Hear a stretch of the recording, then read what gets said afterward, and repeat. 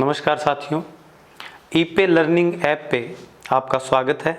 मैं राकेश भाटी और आज अपने राजस्थान कला एवं संस्कृति के कुछ महत्वपूर्ण टॉपिक के ऊपर बात करने वाले हैं। सबसे पहले तो हम बात करेंगे कि कौन कौन से टॉपिक जो हैं और उन टॉपिक में से कहां कहां से प्रश्न जो है वो परीक्षा में उठाए जाते हैं।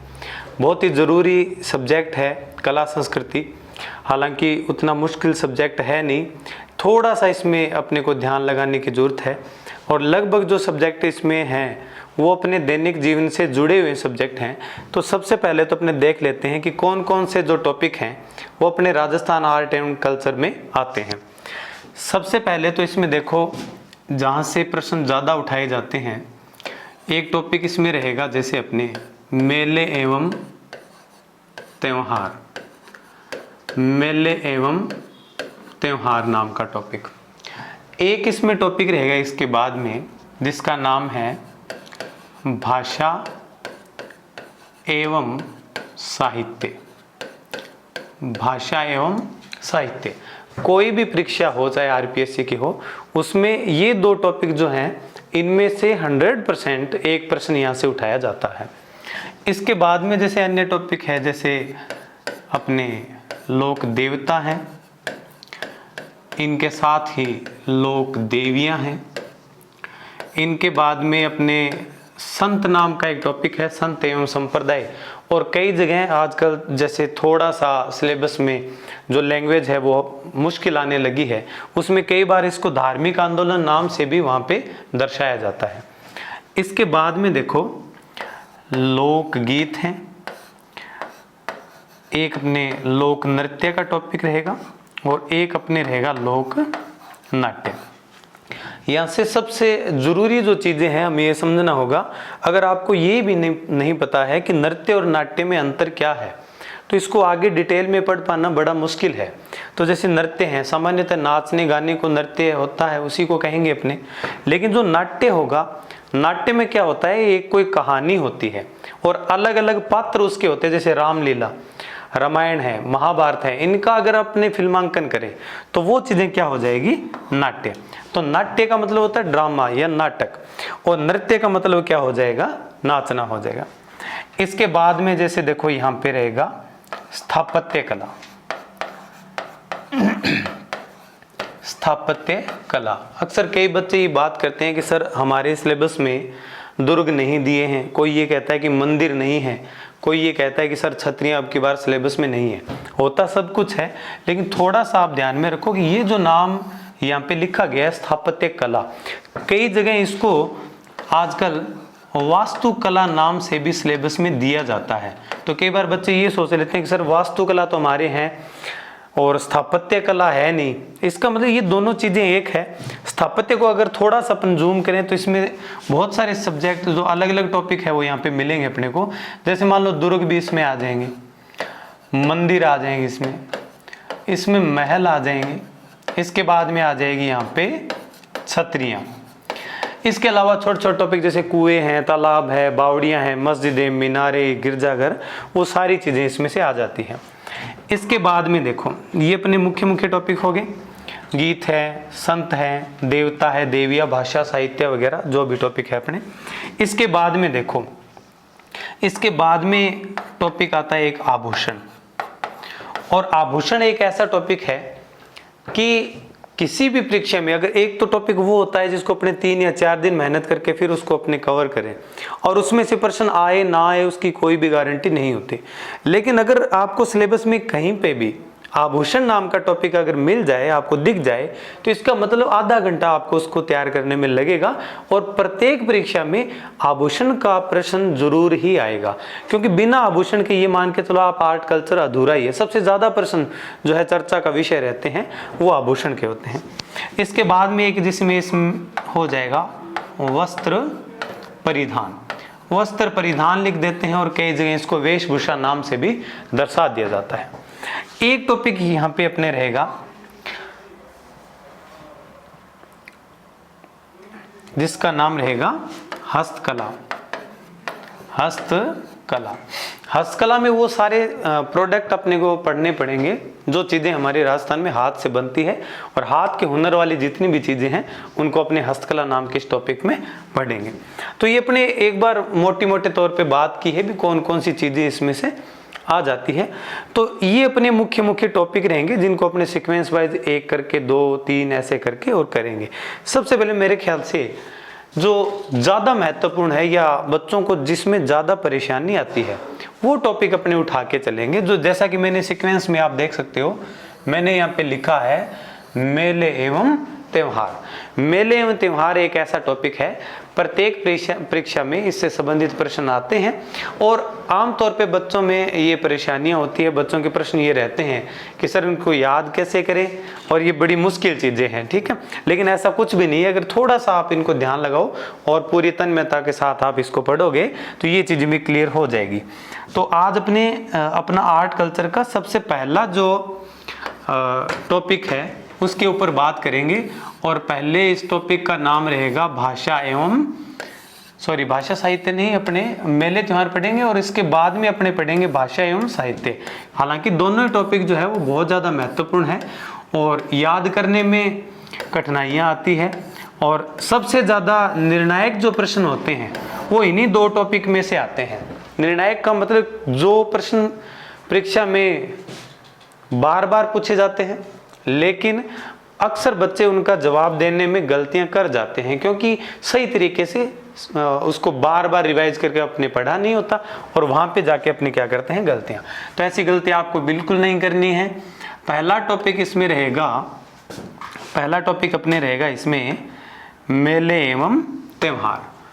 तो ये अपना टॉपिक रहेगा मेले एवं त्योहार। मेले त्योहार नाम का ये अपना क्या रहेगा, पहला टॉपिक रहेगा। और मेले त्योहार में सबसे पहले जो सबसे बड़ी दिक्कत है उसके बारे में अपन लोग बात करेंगे। मेले त्योहार में सबसे बड़ी दिक्कत कौन सी है उसके बारे में अपन लोग बात करने वाले हैं। तो यहाँ देखो, मेले त्योहार में सबसे पहले जरूरी बात यह है कि आपका कैलेंडर जो है उसको कितना अच्छे तरीके से समझ पाते हो। जिस बच्चे को ये भी नहीं पता है कि अमावस्या क्या होती है, पूर्णिमा क्या होती है, तो उस बच्चे के लिए तय कर पाना बहुत ही ज़्यादा मुश्किल हो जाता है। और लगभग बच्चों में, विशेष रूप से लड़कों में ये दिक्कत पाई जाती है कि वो इन चीज़ों का उच्चारण बार बार नहीं करते। तो चैत्र के बाद में वैशाख आना चाहिए, लेकिन कुछ गलती से कोई कार्तिक कर देता है, कोई कुछ कर देता है। लगभग बच्चों को ये चीज़ें याद नहीं होती। दूसरी बात, एक ग्रिगोरियन कैलेंडर जो आमतौर पे प्रचलन में है उसके बारे में बच्चों को बखूबी पता है, लेकिन इसके बाद के जो शक सम्मत है, विक्रमी सम्मत है, हिजरी सम्मत है, उनके बारे में ज़्यादा जानकारियाँ नहीं होती। और हमारा जो पूरा टॉपिक है ये बेस है, आधारित है इसी के ऊपर, क्योंकि हमारा जो राष्ट्रीय पंचांग जो है वो हमारा रहेगा शक सम्मत। और ज़्यादातर अपने शक सम्मत और विक्रमी सम्मत के जो तिथि है, वार है, उन्हीं को अपने काम में लेते हैं। इसी के बारे में थोड़ी सी अपने चर्चा कर लेंगे, क्योंकि आमतौर पे अगर अपने इतिहास भी पढ़ेंगे तब भी ये चीज़ें हमारे को दिक्कत करेगी। वो कौन सी चीज़ें, जैसे मान लो उदाहरण के लिए मैंने ये लिखा कि एक आदमी है, आपने नाम सुना होगा सिकंदर, और किसी ने ये लिखा कि 326 ईसा पूर्व वो भारत में आया। एक एग्जाम्पल अपने ले रहे हैं ताकि आपको समझ में आ जाए कि बात कितनी ज़्यादा महत्वपूर्ण है। इसके बाद में ये लिखा 325 ईसा पूर्व, जैसे मान लो वो भारत से लौट गया। और इसके बाद में हम ये लिखते हैं कि 323 ईसा पूर्व उसकी मृत्यु हो गई। अब जिस विद्यार्थी को ये नहीं पता है कि ये ईसा पूर्व क्या है, ये चीज़ें उल्टी क्यों होती है, तो वो इसको किस तरीके से पढ़ेगा आप थोड़ा देखो। उसको ये लगेगा कि सर वो 323 ईसा पूर्व मतलब सिकंदर पहले मरा, उसके बाद में वो लौटा और उसके बाद में वो फिर आया। अब ये तो कहानी पूरी की पूरी चेंज होगी। वो पहले मरा, अभी जिसने इसको टॉपिक को बढ़िया तरीके से नहीं पढ़ाया तो उसको ये लगता होगा कि हो सकता है सर कि प्राचीन काल के लोग हैं, हो सकता है चमत्कारी लोग होंगे और वो मरने के बाद भी लौट कर आ जाते होंगे। ऐसा बिल्कुल नहीं है, ये थोड़ी सी ज्ञान की कमी है, क्योंकि हमने इसका जो बेस है, ये बेसिक चीजें हैं वो हमने तैयार नहीं की। थोड़ा सा देखो इसको, ये जो ईसा पूर्व है सारी कहानी इसी की है। जैसे आज कैलेंडर जो चलता है वो ईस्वी सन का कैलेंडर चलता है और आज 2021 है, तो इसका मतलब 2021 साल पहले जो कैलेंडर शुरू हुआ उसी का नाम ग्रिगोरियन कैलेंडर है, जिसको हम मानते आ रहे हैं।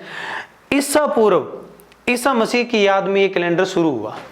इसके बाद के जितने भी सन हैं वो कहलाएंगे ईस्वी सन, 1, 2, 3 जितने भी हैं, 2019, 2020 है, 2013 है, जो भी आएगा। लेकिन अगर हम बात करें कि सर इससे भी पहले अगर कोई घटना हुई है तो उसको किस प्रकार से हम दर्शाएंगे, तो ध्यान रखना आप, अगर 2021 साल पहले जब ये कैलेंडर स्टार्ट हुआ उससे भी अगर कोई 5 साल 10 साल या 1000 साल पुरानी बात है तो उसको हमेशा ही ईसा पूर्व से व्यक्त करेंगे, ईसा पूर्व से।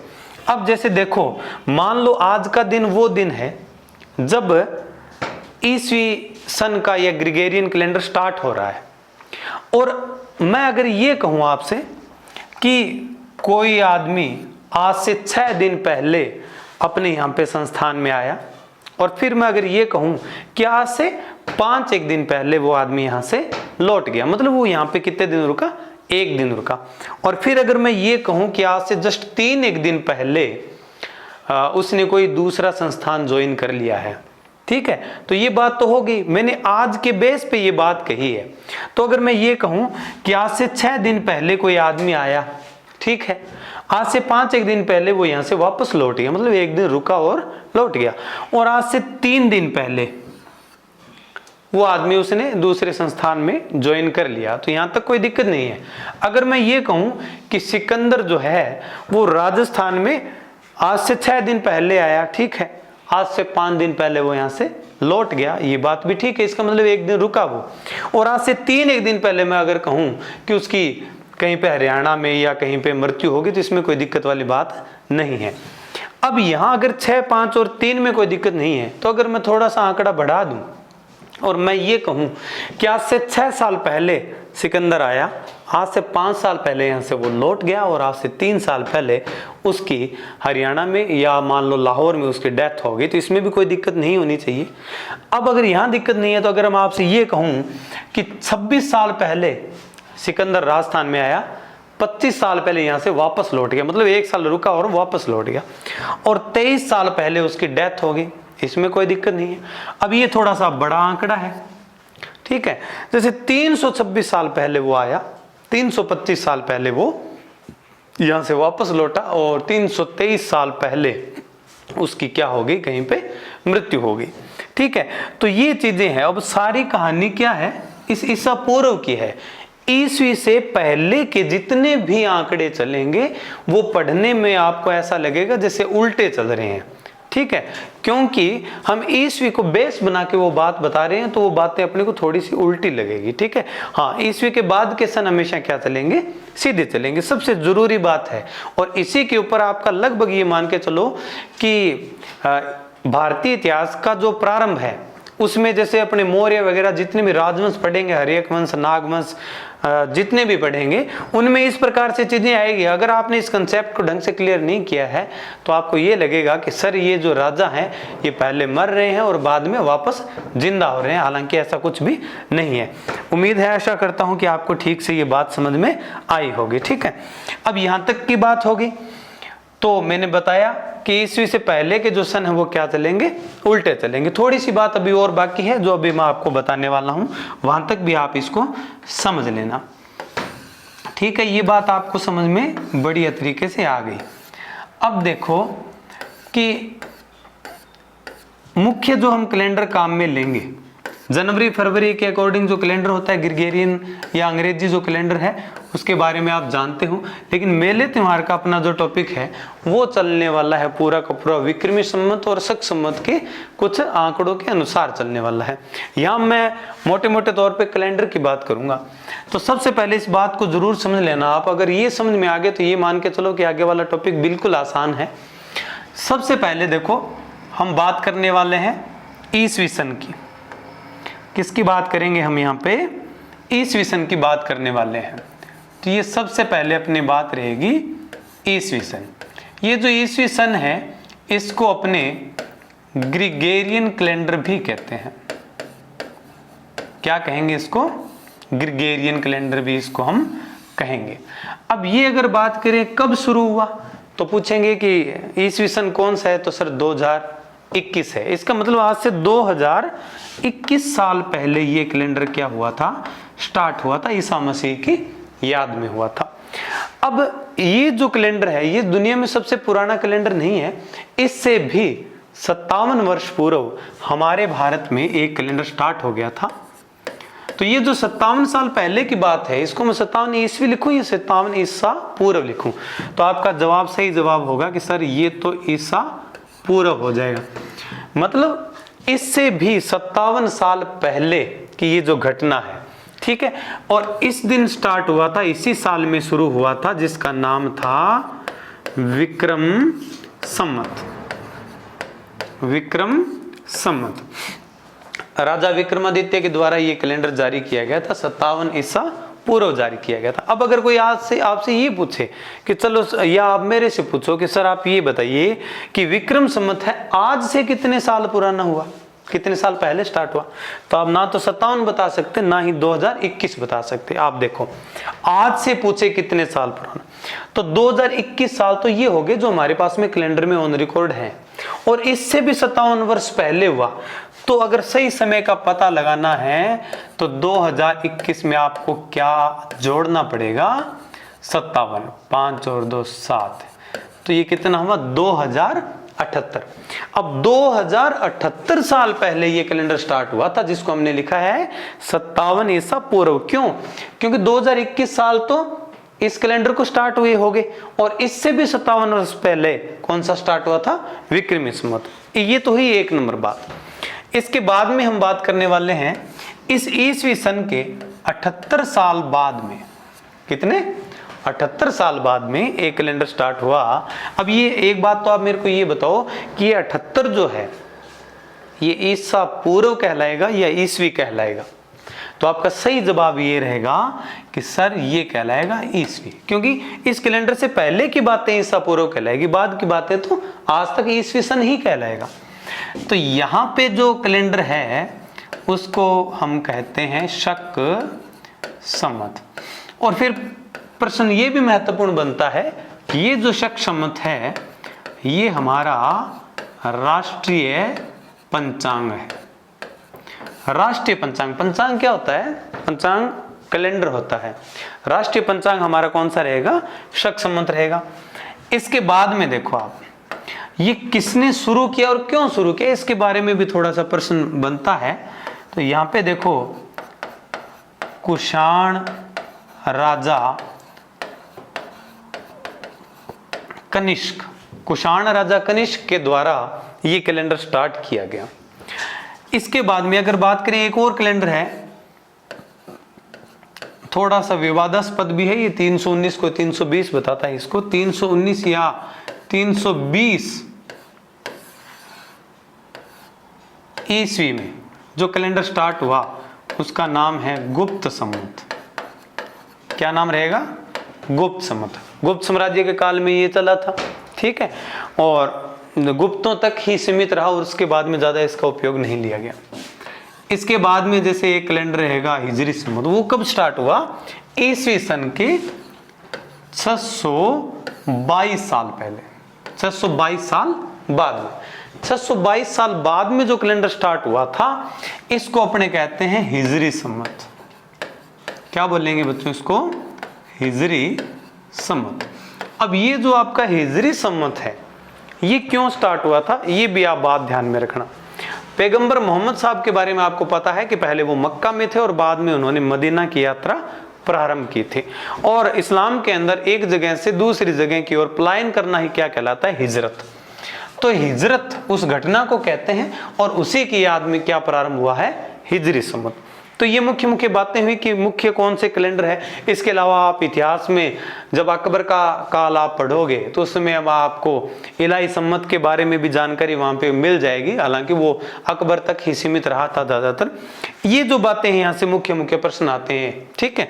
अब एक चीज और देखो, स्क्रीनशॉट आप इसका ले सकते हो बढ़िया तरीके से। अब एक दो चीजें और महत्वपूर्ण इसमें बनती है, वो ये चीजें रहेगी कि सर अगर आज के टाइम में हमें कोई ये पूछे कि अब बता कौन सा शक सम्मत है, कौन सा विक्रमी सम्मत है, कौन सा हिजरी सम्मत है, तो हम कैसे बताएंगे? तो इसका बड़ा सिंपल सा तरीका है। अगर आपसे कोई भी व्यक्ति ईस्वी सन दे के और अगर ये पूछता है कि बता विक्रमी सम्मत कौन सा रहेगा, तो आप ध्यान में रखना, अगर ये बात आपसे पूछे कोई कि सन तो 2021 है बेटा और बता दे कि विक्रमी सम्मत कितना है, तो आप ध्यान में रखना ये जो 57 है ये आपको क्या कर देना है, इसमें जोड़ देना है। इसको कंफ्यूज नहीं होना बिल्कुल भी। कारण क्या है इसका कि पहली बात तो ईस्वी सन में और विक्रमी सम्मत में दोनों में से पहले प्रारंभ कौन सा होता है, ये वाला, और पहले जो प्रारंभ होता है वो हमेशा क्या रहता है, आगे रहता है। आगे रहेगा तो जुड़ेगा। इसका मतलब अगर विक्रमी सम्मत ज्ञात करना आपको हो तो आप 2021 में जो सन अभी चल रहा है उसमें से 57 जोड़ देना, तो कितना आ जाएगा, 2078 आ जाएगा। आई समझ में बात? इसी हिसाब से अगर आपसे कोई शक सम्मत पूछ ले तो 2021 में से 78 घटा देना, गौर करना मेरी बात पे, घटा देना, और उसके बाद में जो आंकड़ा आपको मिलेगा वो शक सम्मत कहलाएगा। इसी प्रकार अगर आपसे कोई ये पूछे कि सन 2021 है बता गुप्त सम्मत कौन सा है, तो आप 2021 में से 319 घटा देना, और ये थोड़ा लगभग में आएगा, एक आधे साल का अंतर इसमें रहेगा। 2021 देके अगर आपसे हिजरी सम्मत पूछ ले कोई, तो इसमें से आपको कितना माइनस करना होगा, बोर्ड पे देखो 622 साल। आई समझ में बातें इतनी? ये मुख्य बातें थी जो हमने किससे संबंधित की है, कैलेंडर से संबंधित। अब इसके बाद की जो बातें हैं वो अपने करने वाले हैं। जो इस टॉपिक में सबसे पहली दिक्कत आती है और जब तक वो समस्या सॉल्व नहीं होती है तब तक ये टॉपिक है किसी भी प्रकार से समझ में आने वाला नहीं है। ये मैं क्यों कह रहा हूं कि अगर जिस बच्चे को ये भी नहीं पता कि चैत्र के बाद में वैशाख आता है, ज्येष्ठ आता है, तो यहाँ पे उसको ये पूरा टॉपिक तैयार कर पाना बड़ा ही क्या रहेगा, मुश्किल रहेगा। क्योंकि आमतौर पे दिक्कत कहाँ है, आमतौर पे दिक्कत यहाँ पे रहेगी कि बच्चे जिनको सही से याद नहीं, आप बोल के देख लेना चाहिए, बच्चों को याद नहीं है तो वो ऐसे बोलेंगे चैत, वैशाख, जेठ, साढ़, सावन, भादवा, काती, ठीक है, मिंगसर, इस प्रकार से जिनको याद नहीं है उस प्रकार से वो बोलेंगे, बीच बीच में सीक्वेंस क्या कर देंगे, इसका गड़बड़ कर देंगे, ठीक है। और कई बार तो ये बोलेंगे कि जैसे भादवा के बाद में आश्विन आने वाला है, ठीक है, तो वो भादवा के बाद में गलती से उनका कात्ती आता है। जिन बच्चों को ढंग से याद नहीं है, लगभग 99% बच्चे भादवा के बाद में कात्ती बोलेंगे, ये मिस्टेक है। और इसको 5-7 एक बार आसानी से आप अगर बोल बोल के जोर से रिपीट करोगे तो उसके बाद में ये दिक्कतें आपको आने वाली नहीं है। एक नंबर बात तो ये। दूसरी बात ये रहेगी कि आमतौर पर ये टॉपिक क्यों मुश्किल है, बच्चों को क्यों नहीं आता है। सबसे बड़ी दिक्कत, हालांकि ऐसी गलतियां हमने भी की है कई बार, बच्चे ऐसे बोलते हैं कि सर 11 है 12 ऐसे बोलते बोलते जैसे 11 है 12 13 14 और 15, ठीक है। आमतौर पे बच्चे ये बोलते हैं कि 15, हालांकि 15 कुछ नहीं होता। हर महीने में 2 बार 15 तारीख आती है। पहला पक्ष कृष्ण पक्ष होता है, दूसरा शुक्ल पक्ष होता है। तो पहला 15वां दिन जो आता है वो अमावस्या होती है, दूसरी बार उसी महीने में जो 15वां दिन आता है उसी को क्या कहते हैं, पूर्णिमा कहते हैं। ये भी दिक्कतें हैं, छोटी छोटी जो समस्या है उसके ऊपर हम बारीकी से यहाँ पे बात करेंगे। आपको किसी भी प्रकार की टेंशन नहीं लेनी है, आराम से क्लियर करते जाएंगे सारी चीजें। अभी मैं आपको बताने वाला हूं कि कौन कौन से महीने आते हैं, अंग्रेजी महीनों के बराबर कौन से महीने चलते हैं, उनके ऊपर भी अपने बात करने वाले हैं यहाँ पे। तो सबसे पहले देखो, जैसे महीना होता है चैत्र का, ये सबसे पहला महीना अपने रहेगा जिसको हम क्या कहते हैं, चैत्र।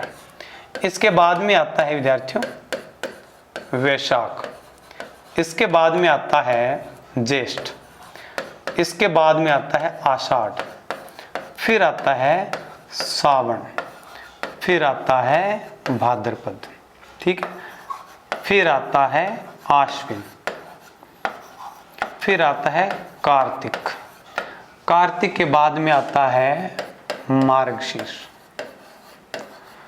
मार्गशीर्ष, ठीक है। आश्विन है, कार्तिक है, मार्गशीर्ष है, फिर आएगा पोष, पोष के बाद आपका रहेगा माघ, और इसके बाद में लास्ट वाला कौन सा आता है, फाल्गुन आता है। तो ये अपने कितने महीने हो गए, 1 2 3 4 5 6 7 8 9 10 11 और 12 महीने आपके सामने हैं। अभी देखो कंफ्यूजन ये भी रहता है कि सर हमें अंग्रेजी वाले महीने तो पता होते हैं, इसके बराबर में कौन सा महीना होता है। तो ध्यान में रखना, जब आधा मार्च और आधा अप्रैल होता है तो उसके बराबर महीना चलता है, हिंदू कैलेंडर का महीना चलता है कौन सा, चैत्र का महीना। तो इसी सीक्वेंस में आगे चलो, जैसे अप्रैल है, मई, लास्ट वाला मार्च और स्टार्टिंग वाली 15 दिन अप्रैल के, इनके बराबर महीना रहेगा आपका चैत्र का। और लास्ट वाले 15 दिन जब अप्रैल के होते हैं, वहां से लेकर स्टार्टिंग वाले 15 दिन मई के लगभग ये महीना रहेगा वैशाख का। इसी क्रम के अनुसार जैसे मान लो मई है, इसके साथ थोड़ा 15 दिन आ जाएगा जून, फिर रहेगा जून और आगे वाला नेक्स्ट आ जाएगा यहाँ पे जैसे जुलाई। इसके बाद में जैसे जुलाई है लास्ट वाले 15 दिन और स्टार्टिंग वाले 15 दिन आ जाएंगे अगस्त के। इसके बाद में रहेगा अगस्त, फिर रहेगा सितंबर, ठीक है, फिर रहेगा सितंबर और साथ में रहेगा अक्टूबर, सितंबर और अक्टूबर, फिर रहेगा आपका अक्टूबर और इसके साथ में रहेगा आपका नवंबर, ठीक है। इसके बाद में देखो आप नवंबर हो गया, फिर अपने बात करेंगे नवंबर प्लस में यहाँ पे दिसंबर, फिर साथ में दिसंबर है, दिसंबर के साथ में आ जाएगा जनवरी, फिर थोड़ा सा 15 दिन जनवरी के रहेंगे और फिर रहेगा यहाँ पे फरवरी और फिर रहेगा लास्ट वाले 15 दिन फरवरी के और फिर रहेंगे स्टार्टिंग वाले 15 दिन मार्च के और फिर यहीं से फाल्गुन खत्म होके दोबारा से यहाँ से चैत्र स्टार्ट हो जाता है। तो ये बेसिक बातें थी और इसके हिसाब से आप अनुमान लगा लोगे भी अंग्रेजी महीने के हिसाब से कौन कौन से महीने हमारे बराबर चलेंगे, ठीक है। तो ये तो ही महीनों की बातें, ठीक है। आप इसका बढ़िया तरीके से स्क्रीनशॉट ले लेना और उसके बाद में आप एक चीज ध्यान में रखना, जब तक इसको 10 या 12 बार आप आराम से बोल के रिपीट करके नहीं देखोगे तब तक ये चीजें याद नहीं होगी। और सबसे इजी तरीका ये रहेगा कि इनको आप अपनी लैंग्वेज में ही काम में ले। ये तो हमने हिंदी में बात कर रहे हैं, लेकिन राजस्थानी जो लैंग्वेज है उसमें इसको इस प्रकार से बोलेंगे, जैसे चैत है, बैसाख है, चैत, बैसाख, जेठ, आषाढ़, ठीक है, सावन, भादवो, आसोज, काती, मिंगसर, पो, माह, फागण, इस प्रकार से, ठीक है। इस प्रकार से आप इनको बोल बोल के क्या करना है, आपको याद करना है, ठीक है। अब इसके बाद में हम बात करेंगे कि एक महीने में कितने दिन होते हैं, कौन कौन से पक्ष उसमें रहेंगे, अमावस्या क्या होती है, पूर्णिमा क्या होती है, सभी के बारे में अपने ऑल ओवर बात करने वाले हैं, ठीक है। तो यहाँ पे देखो, जैसे अपने एग्जाम्पल ले लेते हैं। तो मेरे ख्याल से आज टाइम ज़्यादा हो गया, आज के लिए इतना काफ़ी रहेगा। और हालांकि क्या है कि स्टार्टिंग की चीज़ें हैं, इनको आप समझ लेते हो, उसके बाद की चीज़ें बड़ी आसान हो जाएगी। तो नेक्स्ट पार्ट में हम इससे आगे की वीडियो, पहला महीना हमारा है चैत्र का, वो स्टार्ट करेंगे, ठीक है। तो तब तक के लिए, और आज जितना भी करवाया है आशा करता हूँ आपको अच्छे से समझ में आया होगा।